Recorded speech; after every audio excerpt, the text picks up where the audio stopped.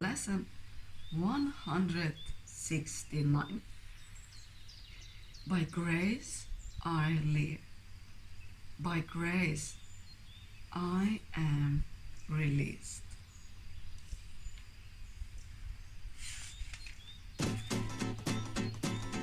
Grace is an aspect of the love of God, which is most like the state prevailing in the unity of truth. It is the word's most lofty aspiration, for it leads beyond the word entirely. It is past learning, yet the goal of learning, for grace cannot come until the mind prepares itself for true acceptance.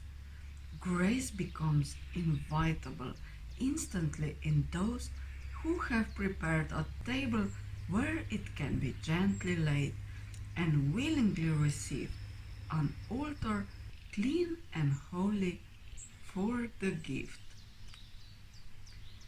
Grace is acceptance of the love of God within a world of seeming hate and fear. By grace alone, the hate and fear are gone, for grace presents a state so opposite to everything the world contains, that those whose minds are lighted by the gift of grace cannot believe the word of fear is real. Grace is not learned. The final step must go beyond all learning. Grace is not the goal discourse aspires to attain, yet we prepare for grace in that an open mind can hear the call to waken. It is not shut tight against God's voice. It has become aware that there are things it does not know, and thus is ready to accept a state completely different from experience with which it is familiarly at home. We have perhaps appeared to contradict our statement that the revelation of the Father and the Son as one has been already said, but we have also said the mind determines when the time will be and has determined it. And yet we urge you to bear witness to the Word of God, to hasten the experience of truth, and speed its advent into every mind that recognizes truth's effects on you. Oneness is simply the idea of God. Oneness is simply the idea God is. And in His being, He encompasses all things. No mind holds anything but Him. We say God is, and then we cease to speak, for in that knowledge words are meaningless. There are no lips to speak them, and no part of mind sufficiently distinct to feel that it is now aware of something not itself. It has united with its source, and like its source itself, it merely is. We cannot speak, nor write, nor even think of this at all. It comes to every mind when total recognition that its will is God's has been completely given and received completely. It returns the mind into the endless present, where the past and future cannot be conceived. It lies beyond salvation, past all thought of time, forgiveness, and the holy face of Christ. The Son of God has merely disappeared into His Father, and His Father has in Him. The Word has never been at all, and eternity remains a constant state. This is beyond experience we try to hasten, yet forgiveness, taught and learned, brings with it the experiences which bear witness that the time the mind itself determined to abandon all but this is now at hand. We do not hasten it in that what you will offer was concealed from Him who teaches what forgiveness means. All learning was already in his mind, accomplished and complete. He recognized all the time holds and gave it to all minds that each one might determine from a point where time was ended when it is released to revelation and eternity. We have repeated several times before that you but make a journey that is done. For oneness must be here. Whatever time the mind has set for elevation is entirely irrelevant to what must be constant state, forever as it always was, forever to remain as it is now. We merely take the part assigned long since and fully recognized as perfectly fulfilled by Him who wrote salvation script in his Creator's name and in the name of his Creator's Son. There is no need to further clarify what no one in the world can understand. When a revelation of your oneness comes, it will be known and fully understood. Now we have work to do, for those in time can speak of things beyond and listen to words which explain what is to come is past already. Yet, what meaning can the words convey to those who count the hours still and rise and work and go to sleep by them? Suffice it then that you have work to do to play your part. The ending must remain obscure to you until your part is done. It does not matter, for your part is still what all the rest depends on. As you take the role assigned to you, salvation comes a little nearer each uncertain heart that does not beat as yet in tune with God. Forgiveness is the central theme that runs throughout salvation, holding all its parts in meaningful relationships. The course it runs directed and its outcome sure. And now we ask for grace, the final gift salvation can bestow. Experience that grace provides will end in time, for grace foreshadows heaven, yet does not replace the thought of time, but for a little while. The intervals suffice. It is here that miracles are laid, to be returned by you from holy instants you receive. Truth grace in your experience to all who see the light that lingers in your face.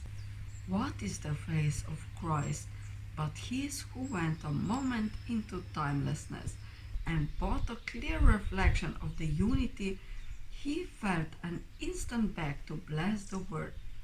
How could you finally attain to it forever, while a part of you remains outside, unknowing, unawakened, and in need of you as witness to the truth? Be grateful to return, as you were glad to go an instant, and accept the gifts that grace provided you. You carry them back to yourself, and revelation stands not far behind. Its coming is ensured. We ask for grace and for experience that comes from grace. We welcome the release it offers everyone. We do not ask for the unshakable. We do not look beyond what grace can give. For this we can give in the grace that has been given us. Our learning goal today does not exceed this prayer. Yet, in the Word, what could be more than what we ask this day of Him who gives the grace we ask, as it was given Him? By grace I live. By grace I am released. By grace I give. By grace I will release. Lesson 169. By grace I live. By grace I am released.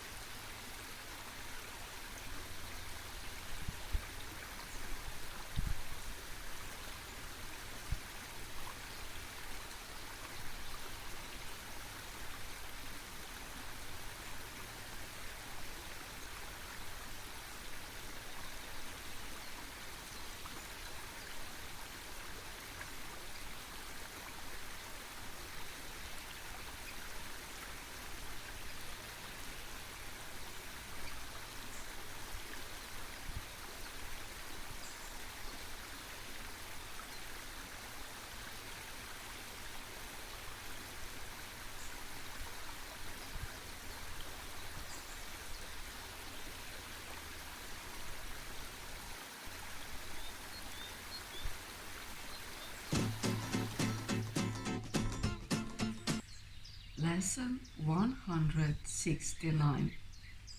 By grace I live. By grace I am released.